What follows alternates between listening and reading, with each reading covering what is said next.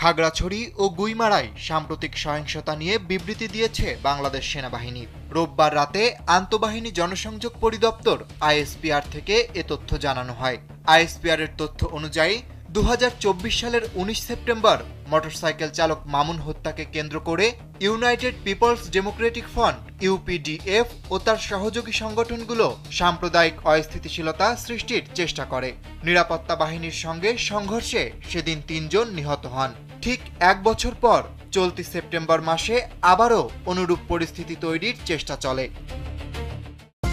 নিন মজাদার গোলমার্ক পপ, কুরমুরে বাইটে ফুরফুরে লাইফ।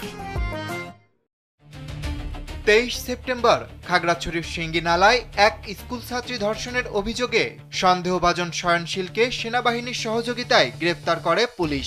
এ ঘটনার বিচার প্রক্রিয়া চলমান থাকলেও ইউপিডিএফ অঙ্গ সংগঠনগুলো বিক্ষোভ ও মানববন্ধনের ডাক দেয়। 25 সেপ্টেম্বর তারা খাগড়াছড়িতে অর্ধদিবস হরতাল পালন করে এবং সামাজিক মাধ্যমে দেশি বিদেশি ব্লগারদের মাধ্যমে উস্কানিমূলক প্রচারণা চালানো হয়। 26 সেপ্টেম্বর অবরোধ চলাকালে ইউপিডিএফ কর্মীদের প্ররোচনায় সেনা টহল দলের উপর ইটপাটকেল নিক্ষেপ করলে 3 সেনা সদস্য আহত হন। সেনারা ধৈর্য ও সংযমের সঙ্গে পরিস্থিতি সামাল দেন। পরদিন 27 সেপ্টেম্বর আবারও দাঙ্গা হাঙ্গামার চেষ্টা হয়। বাঙালিদের উপর হামলা, ভাঙচুর, এমনকি অ্যাম্বুলেন্সে আক্রমণের ঘটনাও ঘটে। দুপুর নাগাদ পরিস্থিতি পাহাড়ি বাঙালির সাম্প্রদায়িক সংঘর্ষে রূপ নেয়।